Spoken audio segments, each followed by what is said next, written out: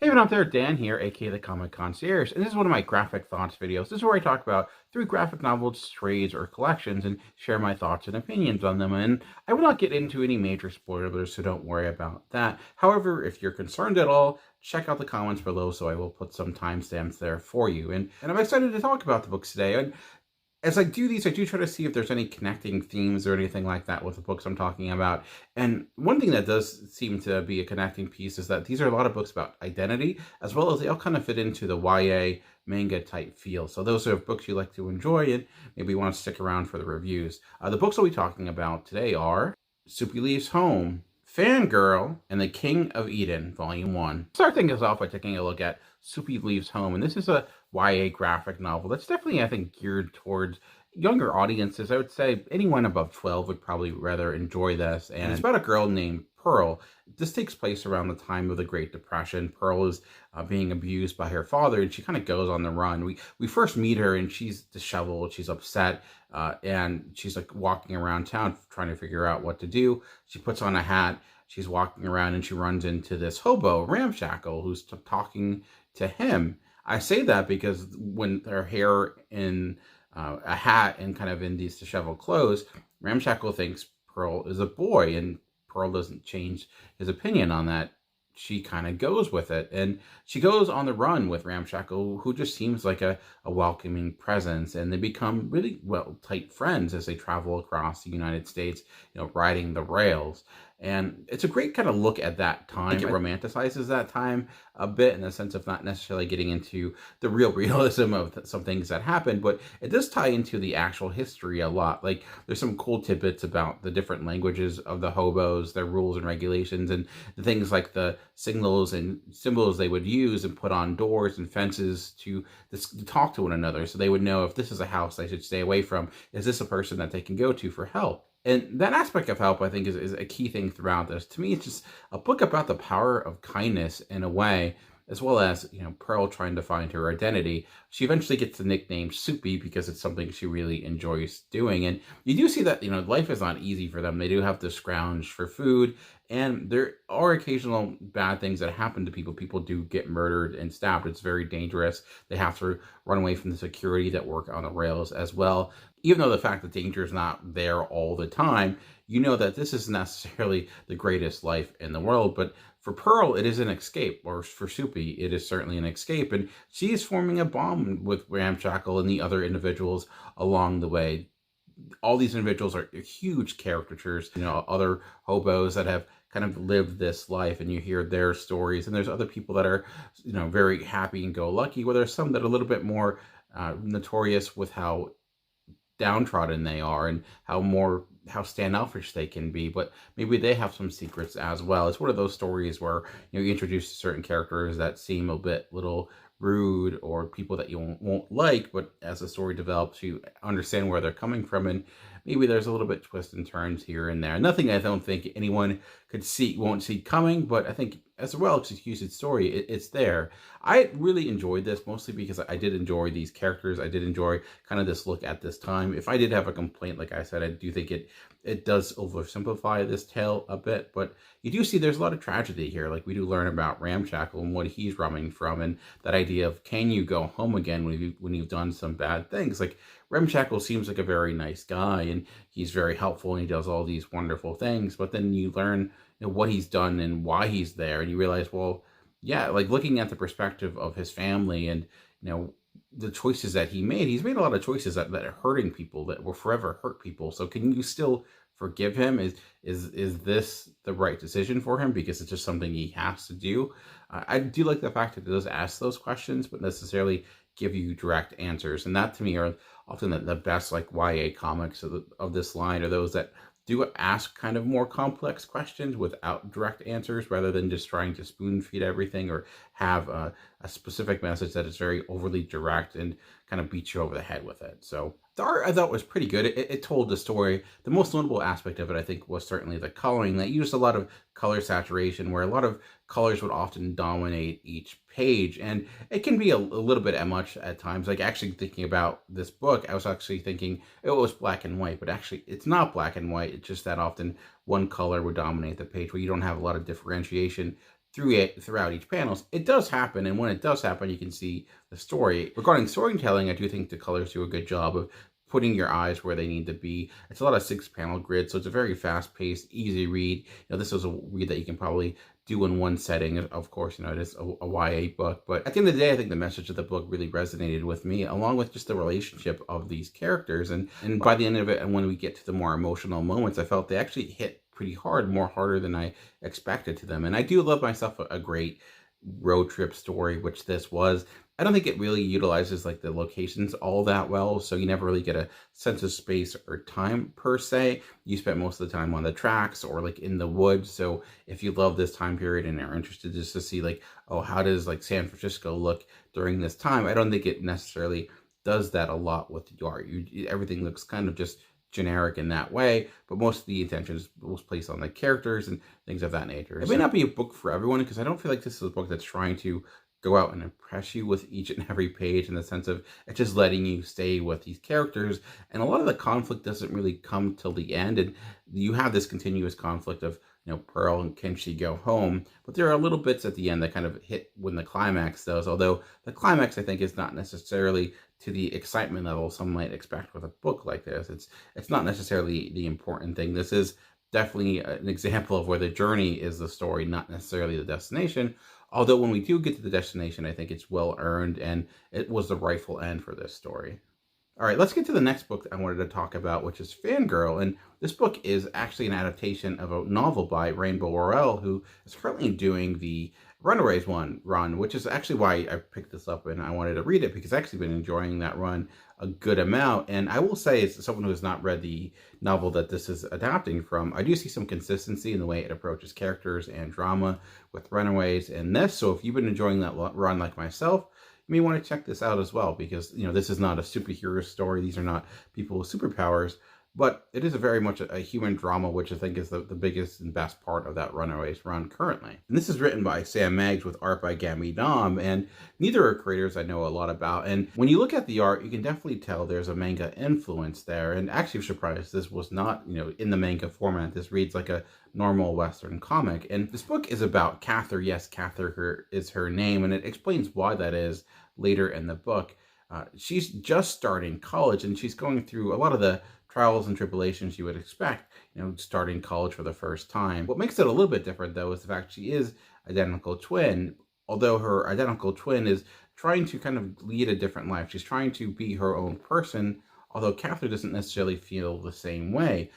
They're going to the same college, but they're not staying in the same dorm, which is kind of bugging her a bit. And she definitely has a certain lifestyle that she likes to live.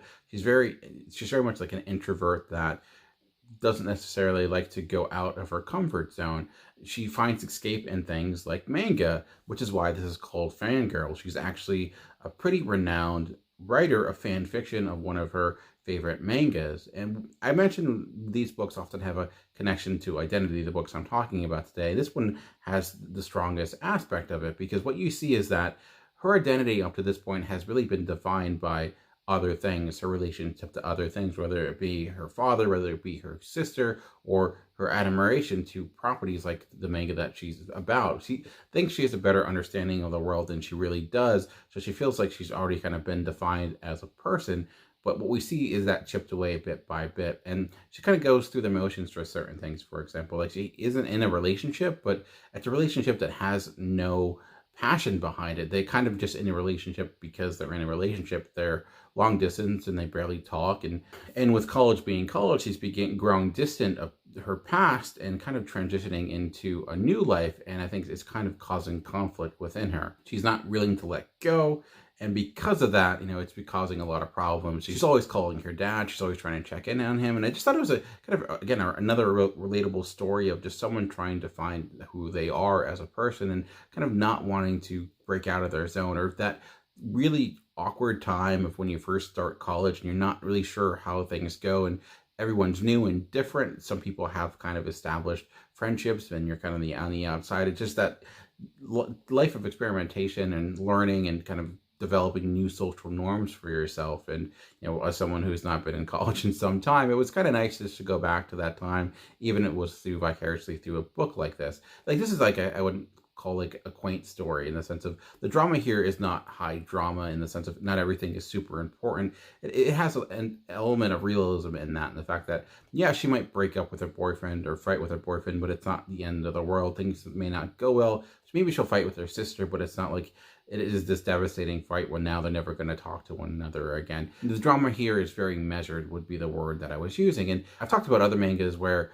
I felt like everything was so super serious and the melodrama was so deep that it just was hard to get into, because everything was treated with such an element of seriousness, where nothing felt all that serious, where I felt this was the exact opposite of that. So maybe it worked for me, but I do wonder, for people that are more accustomed to that type of storytelling, maybe it won't work for them. Maybe you like the more heightened, more melodrama, where this, I mean, could seem almost mundane in a way, in the sense of nothing here is like life-threatening. Nothing in here is really going to forever change everything that happens. It's very true to life in that aspect. And this is only the first volume, and I'm definitely going to pick up the second volume. Again, this isn't necessarily a book that is designed for me, but I do enjoy reading books that aren't designed for me, just to get that experience outside of my norm, and also share them on channels like this, because there is such a vast world of comic books out there. And as I mentioned, often I do this top 100 list for Geekcast Radio. When I do that, I try to make that as encompassing of all comics as possible, which would be a book like this. Again, maybe a book I wouldn't just grab just because, but wanting to look at the comic book landscape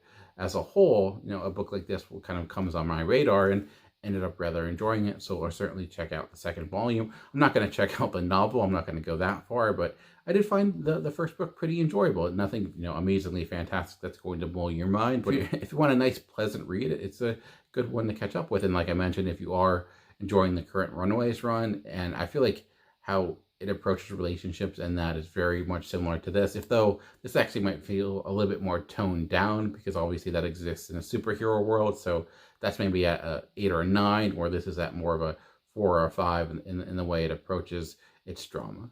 All right, the last book I'm going to talk about is officially a manga. I had a book that is manga influence, and this is 100% manga influence, because it is officially a manga. It is volume 1 of The Eden. And of all the books I talk about today, this is my favorite by far. And I honestly did not think that would be the case. And because usually with manga, I'd rather read like the more human drama, like the book I just talked about, because I feel like I get enough supernatural stuff with like Western Marvel and DC comics. I just want to read some human drama for once in a while, because that's so rare with, you know, regular comics.